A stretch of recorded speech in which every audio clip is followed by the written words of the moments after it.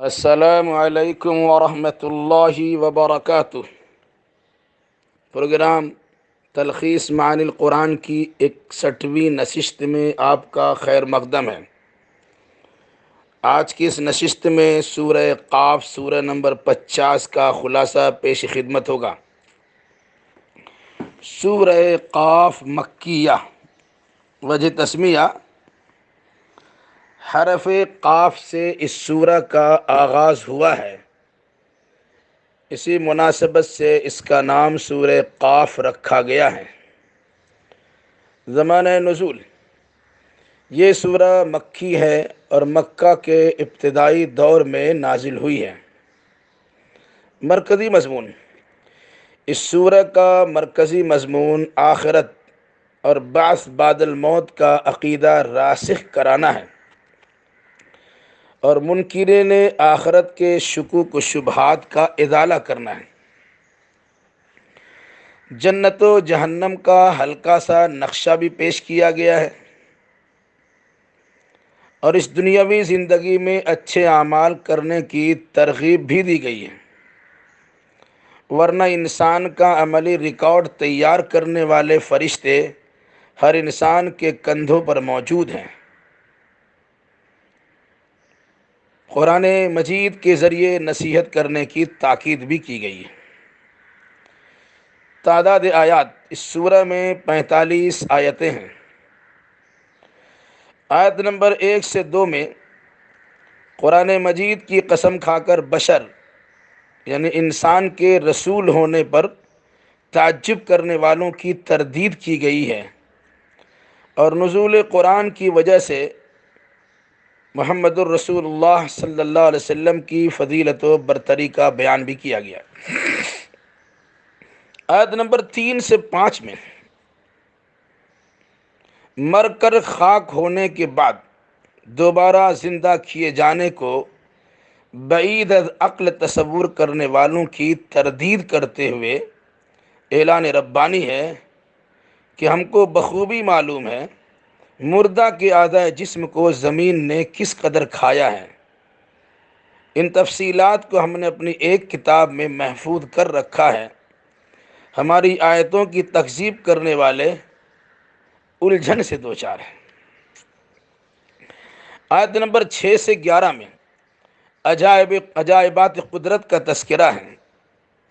آسمان کی رفعت و بلندی میں، وسیع و عریض زمینی فرش میں، پہاڑوں کی صلابت و سختی میں اور مختلف قسم کے خوشنما نباتات میں فرما برداروں کے لیے عبرت و نصیحت ہے۔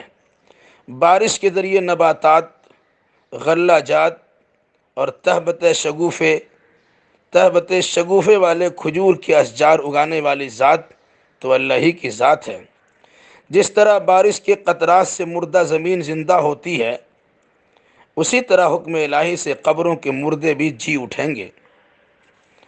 آیت نمبر 12 سے 16 میں انبیائی تعلیم، عقیدہ توحید، عقیدہ رسالت، عقیدہ آخرت کی تکذیب کرنے والی قوموں، قوم عاد، قوم ثمود، قوم فرعون، قوم لوط، قوم شعیب، قوم تبع کی ہلاکت کا تذکرہ کر کے قیامت تک کے لوگوں کو دعوت دی گئی ہے کہ اگر تم نے بھی توحید و رسالت و آخرت کا انکار کیا تو جان لو اللہ اگر حیات بخشتا ہے تو موت سے بھی دوچار کر سکتا ہے اور دوبارہ زندہ کرنے کی بھی قدرت رکھتا ہے۔ خالق تو اللہ ہی ہے، وہ دلوں میں پیدا ہونے والے وسوسوں کو بھی جانتا ہے، کیونکہ اللہ مخلوق کے شہ رگ سے بھی زیادہ قریب ہے۔ یاد رکھنا، ایک رسول کی تکذیب تمام رسولوں کی تکذیب ہے، ایک رسول کا انکار تمام رسولوں کا انکار ہے۔ آیت نمبر 17 سے 29 میں لوگوں کے نام اعمال، زندگی بھر کا عملی ریکارڈ کے تیار کیے جانے کا تذکرہ ہے۔ ہر ایک شخص کے دائیں اور بائیں 2 فرشتے ہمہ وقت اس کے قول و عمل کو ضبط تحریر میں لانے کے لیے موجود رہتے ہیں۔ کوئی قول و فعل کا صدور ہوا، کرامن کاتبین باعزت فرشتے نوٹ فرما لیتے ہیں۔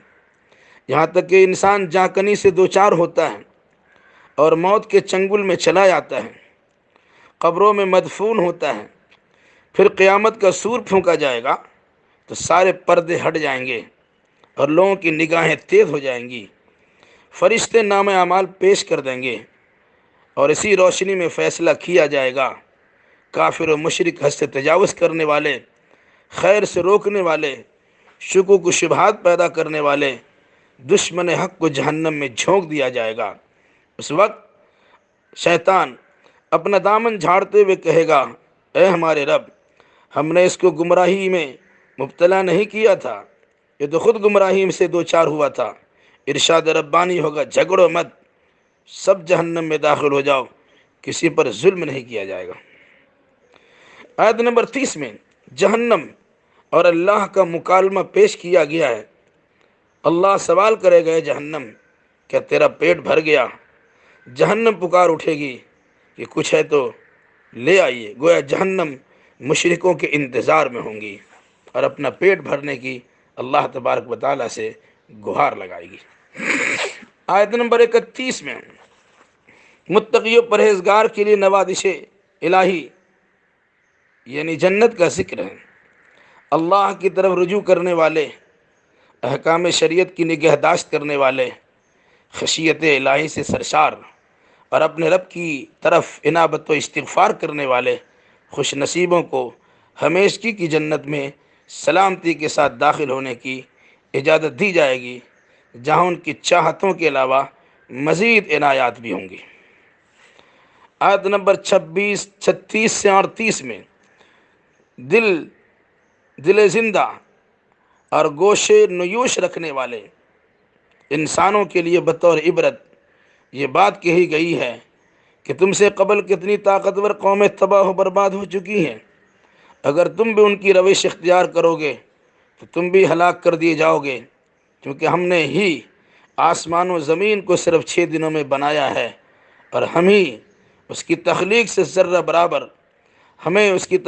ذرہ برابر تھکاوٹ محسوس نہیں ہوئی ہے۔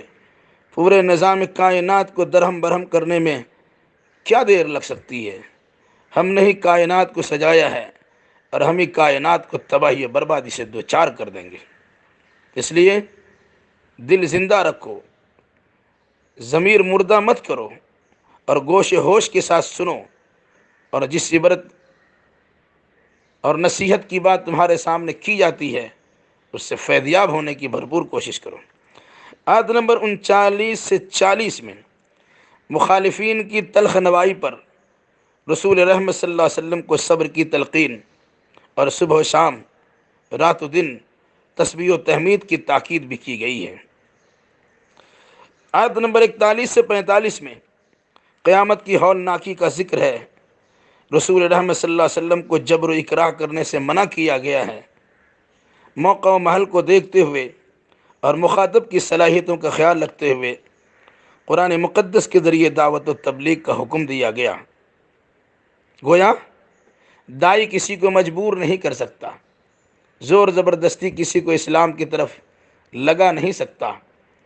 قرآن مقدس کے ذریعے سے دعوت و تبلیغ کرنے کا حکم دیا گیا کہ آپ کا کام اللہ کا پیغام سنا دینا ہے، ماننا نہ ماننا سامعین کا کام ہے۔